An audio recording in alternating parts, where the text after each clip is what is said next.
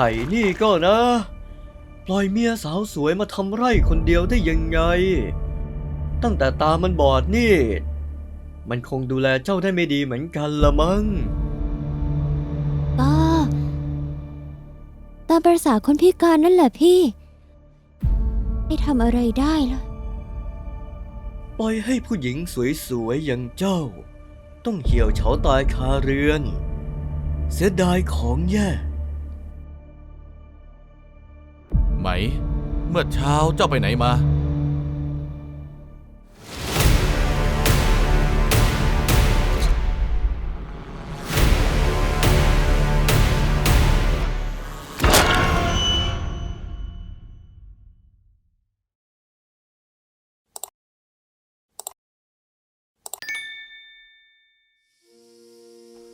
ณกระท่อมกลางไร่ในยามค่ำคืน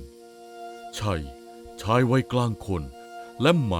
ภรรยาคู่ยากได้มานอนเฝ้าไร่เพื่อเตรียมเพาะปลูกข้าวที่กระท่อมข้างๆก็มีโสงป๋อเพื่อนสนิทของชัยและภรรยามาพักอยู่ด้วย ขอบคุณเจ้ามากนะชัยถ้าไม่มีเจ้าที่แบ่งที่ดินให้ข้าได้ปลูกข้าวปีนี้ข้ากับเมียต้องอดตายแน่ๆเลย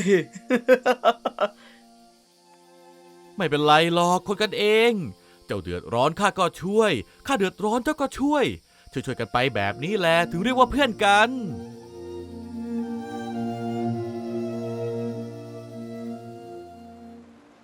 วันต่อมาฝนตกหนักจนทำไร่ไม่ได้ชัยและโสงป๋อจึงมานั่งผิงไฟคลายหนาวด้วยกันในกระท่อมชัยอากาศแบบนี้เดี๋ยวเย็นนี้ถ้าฝนหยุดเราเข้าป่าไปล่าหมูป่ากันเมื่อเช้าข้าเห็นรอยเท้าที่ท้ายไร่นู่นนะ ได้เลยไว้เดี๋ยวฝนหยุดแล้วเราค่อยไปกัน เอ้ยงั้น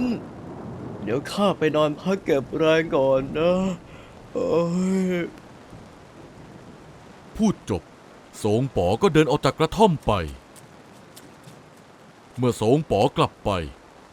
ชัยก็หยิบปืนประดิษฐ์คู่กายมาเตรียมทำความสะอาดแต่เห็นว่าปืนดูชื้นๆกลัวจะยิงไม่ออกจึงนำไปวางผิงไฟไว้ใกล้ๆให้แห้งสนิทโดยไม่ทันระวังตัว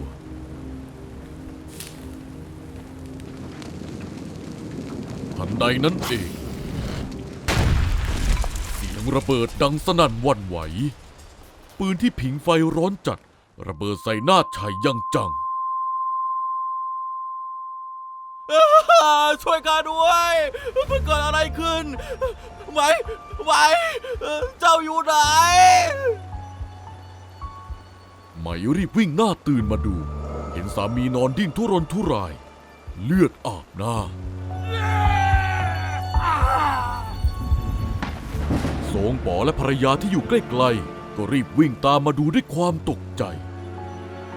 ชัยเจ้าเป็นอะไรหรือเปล่ามันเกิดอะไรขึ้นเนี่ยน่าจะเป็นปืนข้าเห็นมันชื้นๆเลยนำมาผิงไฟแล้วมันก็แตกใส่หน้าข้าเจ็บเหลือเกินเมียจ๋าภรรยาของชัยรีบเข้าไปดูอาการก่อนที่ทุกคนจะช่วยกันพามารักษาตัวที่หมู่บ้าน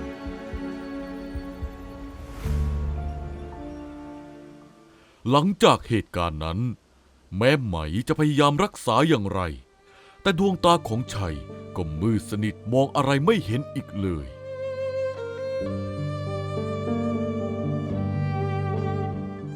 เขาต้องอยู่แต่ในบ้านไปไหนไม่ได้ไหมต้องคอยดูแลหาข้าวหาน้ำให้กินนานวันเข้านางเริ่มเบื่อหน่ายและหมดรักไม่อยากดูแลสามีพิการอีกต่อไปสาเหตุเดียวที่นางยังคงทนอยู่เพราะรู้ว่าชัยยังมีเงินเก็บซ่อนไว้อยู่จำนวนมาก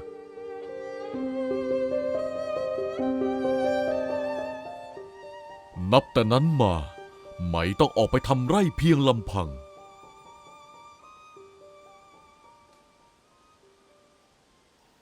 วันหนึ่งไหมไปทำไร่ที่อยู่ติดกับที่ไร่ของโสงป๋อขณะที่นางกำลังง่วนอยู่กับการทำงาน นางเผลอไปปัดโดนเถาวัลย์หมามุ้ยเข้าอย่างจังขนพิษปลิวฟุ้งเกาะเต็มแขนและลำคอ โอ๊ยคันเหลือเกินนะ นางเกาอย่างไรก็ไม่หายคัน มีแต่จะลามไปทั่วทั้งตัว นางจึงจำใจต้องเดินไปที่ลำธารท้ายไร่เพื่อล้างตัว แต่วันนี้นางไม่ได้เตรียมเสื้อผ้ามาเปลี่ยน นางหันซ้ายแลขวามองดูความเงียบสงบของป่าเขา กลางป่ากลางเขาแบบนี้คงไม่มีผู้ใดผ่านมาหรอกมั้ง นางตัดสินใจปลดเปลื้องเสื้อผ้าออกจนหมดสิน้น เผยให้เห็นเรือนร่างขาวผ่องตัดกับความมืดสลัวของป่า แล้วก้าวลงไปในน้ำเย็นจัดกวักน้ำราดตัวเพื่อดับความคัน จนลืมระวังตัว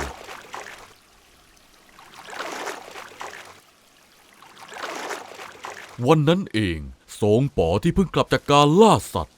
เดินผ่านมาทางลำธารพอดี สายตาของเขาพลันไปสะดุดเข้ากับภาพตรงหน้า เมียเพื่อนรักเปลือยเปล่าอาบน้ำอยู่กลางป่าโสงป๋อตาลุกวาวกลืนน้ำลายลงคอดังเอื้อกสายตาโลมเลียไปทั่วสัดส่วนด้วยความกระหาย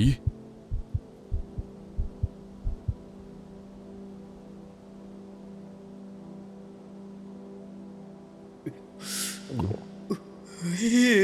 เฮ้ยขาวจั๊วะหน้าเจี๊ยะจริงๆเลยเฮ้ย ด้วยความที่อยากจะมองให้ชัดขึ้นโสงป๋อขยับตัวเข้าไปใกล้เท้าของเขาจึงเผลอไปเหยียบกิ่งไม้แห้งอย่างจัง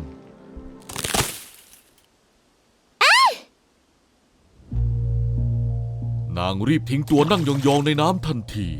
ยกแขนขึ้นปิดบังหน้าอกด้วยความตกใจสุดขีด ดวงตาเบิกโพลงจ้องไปทางต้นเสียง นั่นใครนะ ใครอยู่ตรงนั้น โสงป๋อเห็นว่าความแตกจึงทำทีเดินออกมาจากพุ่มไม้ด้วยท่าทางปกติ เจ้าอย่ากลัวข้าเองน้องไหมข้าเอง พี่ซงป๋อท่านมาทำอะไรตรงนี้ ท่านแอบดูข้าหรือ เปล่านะข้าเปล่าแอบดู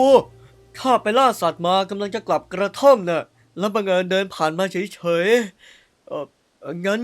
ข้าไปก่อนนะ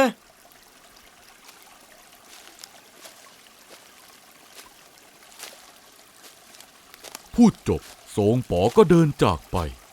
ทิ้งให้ไหมนั่งอายแทบแทรกแผ่นดิน นางรีบล้างตัวซักเสื้อผ้าแล้วกลับไปที่กระท่อม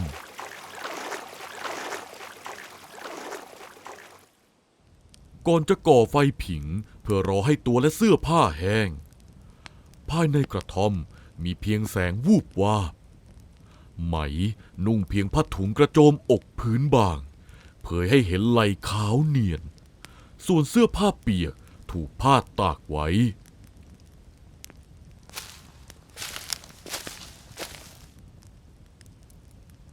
น้องไหมเจ้าอยู่หรือไม่ ข้าอยู่นี่ พี่ซงป๋อมีเรื่องอันใดหรือ โสงป๋อโผล่หน้าเข้ามา ในมือหิ้วไก่ป่าตัวอวบอ้วน แต่สายตาของเขากลับกวาดมองเรือนร่างของไหม ที่นั่งชันเข่าอยู่ข้างกองไฟอย่างเปิดเผย ข้าเอาไก่ป่ามาฝากเจ้ากับชัยนะกะว่าจะเอามาให้เจ้ากับชัยได้ต้มกินบำรุงกำลัง แต่ชัยไม่มากับเจ้าหรือ อ๋อ ใช่อยู่ที่บ้านนะข้าขี้เกียจพามา วันนี้ข้าเลยมาทำไร่คนเดียว โสงป๋อวางไก่ลง แล้วถือวิสาสะเดินเข้ามานั่งลงข้างๆกองไฟ เบียดเสียดใกล้ชิด โธ่น่าสงสารจริงชัยนี่ก็นะ ปล่อยเมียสาวสวยมาทำไร่คนเดียวได้ยังไง ตั้งแต่ตามันบอดนี่ มันคงดูแลเจ้าได้ไม่ดีเหมือนกันละมั้ง ก็ตามประสาคนพิการนั่นแหละพี่ไม่ทำอะไรได้ล่ะ แล้วเรื่องนั้นเล่า ตั้งแต่ตามันบอด มันยังทำการบ้านส่งเจ้าอยู่หรือเปล่าล่ะ ไหมหน้าแดงซ่านเงยหน้าขึ้นสบตา พี่ทรงป๋อถามอะไรเช่นนั้นเล่า ก็ข้าสงสัย คนตาบอดเจ็บออดๆแอดๆแบบนั้น จะไปมีแรงทำหน้าที่ผัวได้ยังไง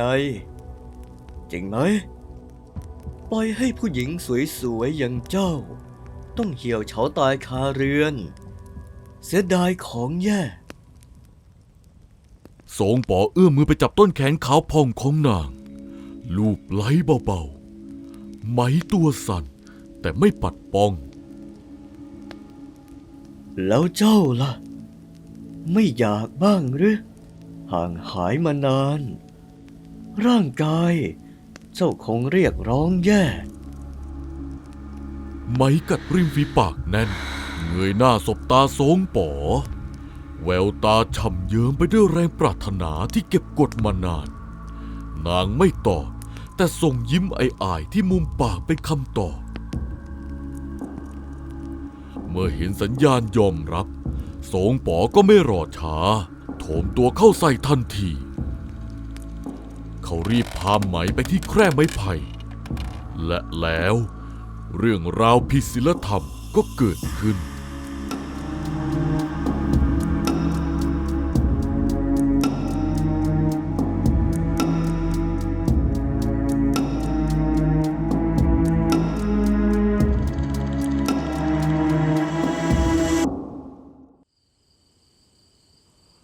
ตกเย็น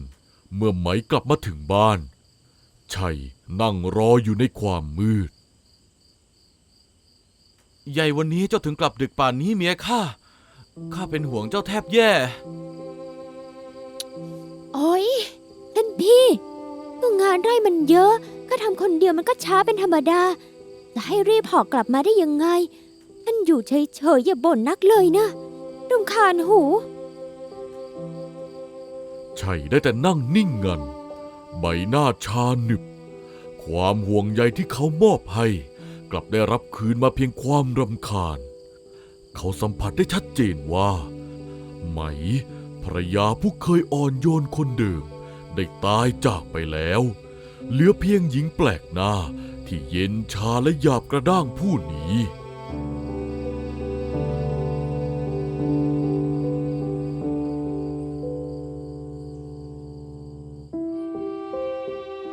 การเวลาผ่านไป ความสัมพันธ์ลับๆของไหมกับสงป๋อยิ่งหนักข้อขึ้น ทั้งแอบพลอดรักกันที่ไร่ และแอบนัดพบกันยามวิกาล จนกระทั่งเช้าตรู่วันหนึ่ง ป้าของชัยแบกตะกร้าจะไปทำไร่ นางเดินผ่านแนวป่าริมทาง ทันใดนั้นนางก็ได้ยินเสียงฝีเท้า ป้าชัยชะลอฝีเท้า มองผ่านม่านหมอกเห็นชายหญิงเดินเคียงกันออกมาสงป๋อกับไหม ทั้งคู่มีท่าทางลับๆล่อๆเสื้อผ้าดูยับย่น อ้าว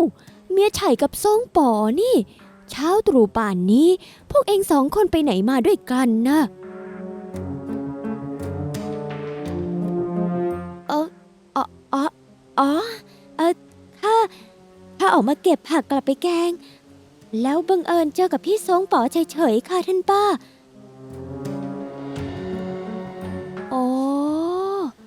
เช่นนั้นหรืองั้นข้าไปไร่ก่อนละ ป้าเดินจากไป แต่ในใจเต็มไปด้วยความสงสัย มาเก็บผักแต่ในตะกร้ากลับไม่มีผักสักใบ แถมเดินออกมาจากป่าข้างทางด้วยกันอีก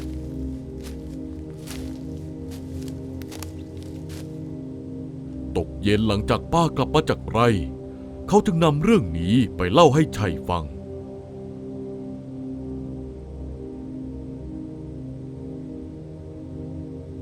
และเมื่อไหมกลับมาถึงเรือน ชัยจึงเอ่ยถาม ไหม เมื่อเช้าเจ้าไปไหนมา ก็ไปไร่นะสิ ถามทำไม ป้าข้ามาบอกว่าเมื่อเช้าตรู่เห็นเจ้าเดินออกมาจากแนวป่าข้างทางกับโซงป๋อ สภาพเจ้าดูไม่เรียบร้อย แถมในตะกร้าก็ไม่มีผักสักใบ เจ้าไปทำอะไรกันมา นี่ท่านพี่ ท่านเชื่อคำพูดของคนอื่นมากกว่าเมียตัวเองงั้นหรือป้าท่านน่ะมันแก่เลอะเลือน ตาฝาดไปเองนะสิข้าไปหาเก็บผักแต่เช้านี้มันไม่มีผักยอดสวยๆข้าก็เลยเดินออกมามือเปล่าบังเอิญไปเจอพี่ซงป๋อเข้าพอดี ก็เลยเดินออกมาพร้อมกันมันก็แค่นั้นแหละ แต่ป้าข้าบอกว่าเสื้อผ้าเจ้ายับยุยี่ โอ๊ย เดินในป่าในดง มันก็ต้องโดนกิ่งโดนไม้เกี่ยว ต้องเปื้อนฝุ่นบ้างสิ จะให้เรียบกริบเหมือนชุดนอนหรือไง ดูถูกกันเกินไปแล้วนะชัยข้าอุตส่าห์ก้มหน้าก้มตาทำงานเลี้ยงดูพิการอย่างเจ้า ไม่เคยบ่นว่าเหนื่อยสักคำแต่เจ้ากลับมาตอบแทนข้าด้วยการกล่าวหาว่าข้ามีชู้งั้นเหรอ ข้าไม่ได้กล่าวหา ข้าแค่ถาม ถามแบบนี้ มันก็คือการกล่าวหานั่นแหละ ท่านเป็นใจแคบ ตาบอดแล้วยังใจบอดอีกข้าทนไม่ไหวแล้วนะข้าเสียหายข้าจะฟ้องพ่อแม่เจ้า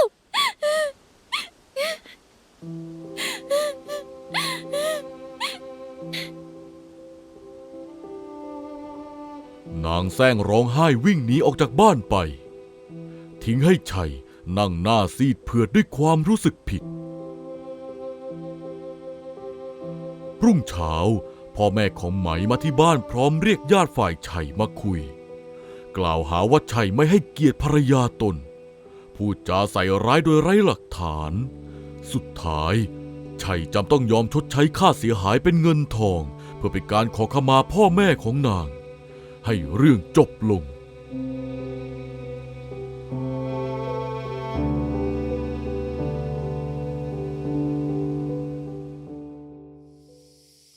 คืนหนึ่งท่ามกลางความเงียบสงัด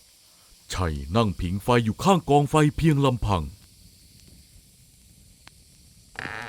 ท่านใดนั้นโสงป๋อก็เดินเข้าเรือนมาพร้อมรอยยิ้มที่ชัยมองไม่เห็น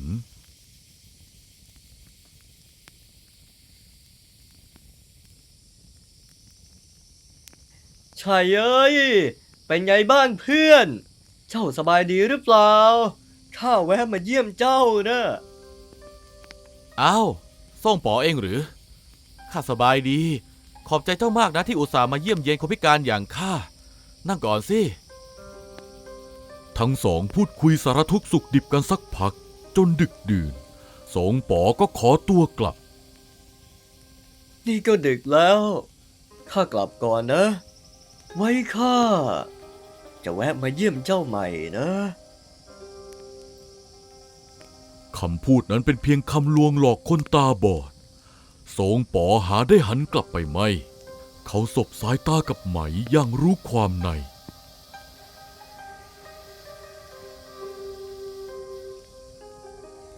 ก่อนจะพากันย่องเงียบกริบหายเข้าไปในห้องนอน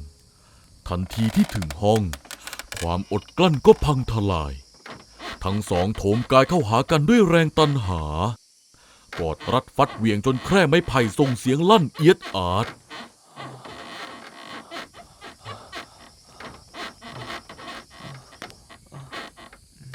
ไหม เสียงอะไรน่ะ จะทำอะไรอยู่ เสียงในห้องนอนเงียบกริบไปชั่วอึดใจ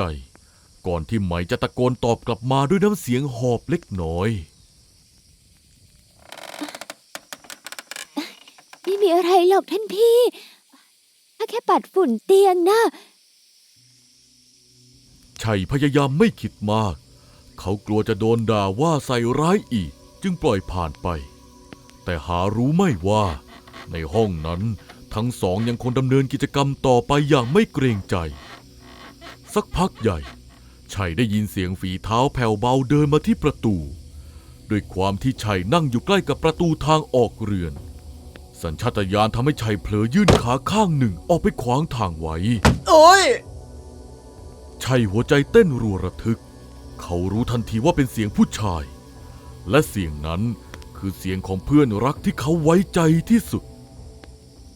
นั่นใครสงป๋อนั่นใช่เจ้าหรือเปล่า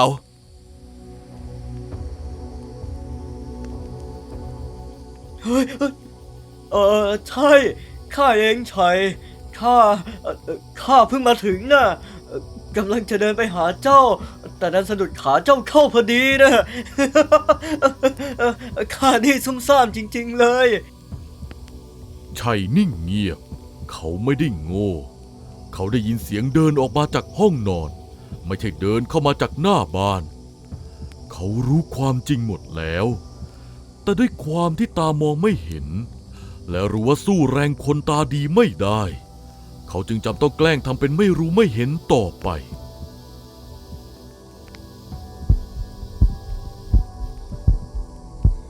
อย่างนั้นหรือข้าขอโทษที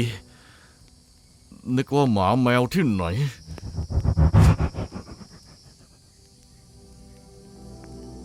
หลังจากพูดคุยเสร็จ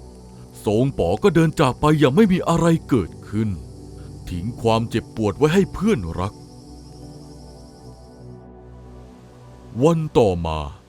ไหมออกไปทำไร่มาทั้งวัน เมื่อกลับมาถึงเรือนตอนพลบค่ำนางก็ต้องตกตะลึงกับภาพตรงหน้าทำเอานางเข่าสุด ร่างของชัยไร้ลมหายใจอยู่กลางเรือน เขาเลือกที่จะทิ้งความเจ็บปวดนี้ไว้เบื้องหลังตลอดกาล เมื่อไหมเห็นก็กลัวและก็เสียใจ แต่มิใช่เสียใจเพราะชัยตาย หากแต่เสียใจเพราะชัยยังไม่ได้บอกที่ซ่อนเงินให้นาง จนถึงตอนนี้นางก็ยังไม่รู้ว่าเงินอยู่ที่ไหน และทำอะไรไม่ได้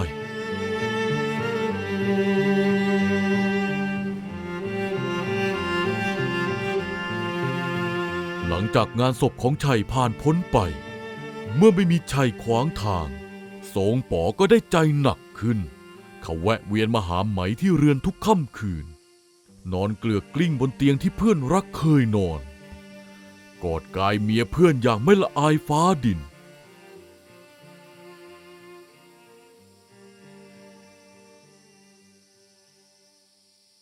เช้าตรู่วันนั้นโสงป๋อนอนกระสับกระส่ายอยู่บนเตียง เขาหลับตื่นด้วยความระแวง ทันใดนั้นเขาก็ลืมตาขึ้นมองเพดาน ภาพที่เห็นทำเอาเขาแทบหยุดหายใจ ร่างของชัยลอยคว้างอยู่บนคือเพดานเหนือเตียงพอดี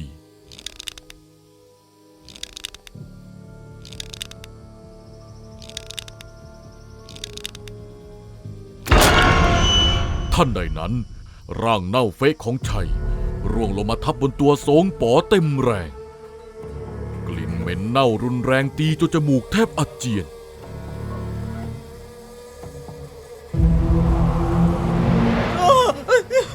ออกไปจากตัวข้านะ โสงป๋อดิ้นพลัดพรากตะเกียกตะกายปัดป้อง ก่อนจะสะดุ้งเฮือกตื่นขึ้นมาเหงื่อท่วมตัวพบว่าเป็นเพียงฝันร้าย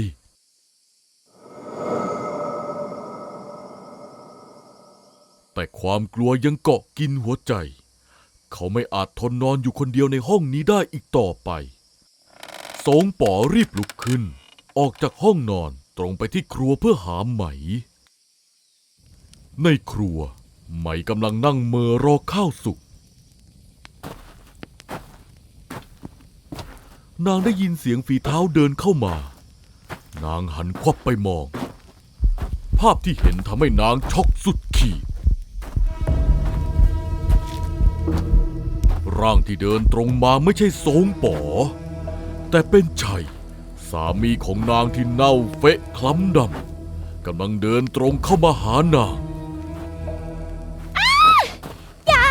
อย่าเข้ามานะไอ้ผีบ้าออกไป ออกไป ด้วยความกลัวจนขาดสติไหมคว้ามีดทำครัวที่วางอยู่ข้างตัวขึ้นมากำแน่น เมื่อร่างนั้นเข้ามาใกล้ถึงตัว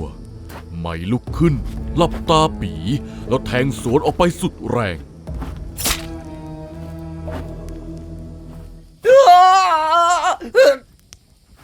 เสี สียงร้องที่คุ้นเคยทำให้ไหมลืมตาขึ้น ภาพตรงหน้าคือโสงป๋อที่ยืนตะลึงงัน มีดเล่มนั้นปักคาอยู่ที่กลางอก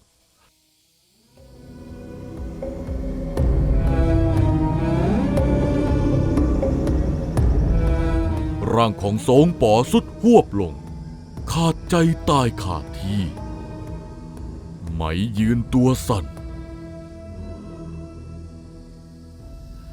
นางหันหลังวิ่งหนีออกจากเรือนทันที นางรีบมุ่งหน้าจะกลับไปที่บ้านพ่อแม่ของตน นางวิ่งฝ่าความมืดเข้าไปในป่า เมื่อถึงกลางป่า ทันใดนั้นเงาดำทะมึนปรากฏขึ้นขวางหน้า เมียข้ากลับมารับเจ้า เจ้าจงไปลงนรกกับข้า ไหมตกใจสุดขีดหันหลังวิ่งหนีอย่างไม่คิดชีวิต นางวิ่งและวิ่งโดยไม่ทันระวังทางเท้าของนางสะดุดเข้ากับรากไม้ใหญ่เบื้องล่างคือดงไผ่ที่ถูกตัดทิ้งไว้ เหลือเพียงตอไผ่ปลายแหลมคมกริบที่โผล่พ้นดินขึ้นมา ร่างของไหมร่วงหล่นลงมาปะทะเข้ากับตอไผ่แหลมคมเบื้องล่างอย่างจัง ลมหายใจสุดท้ายของนางขาดห่วงท่ามกลางความเงียบงันของป่า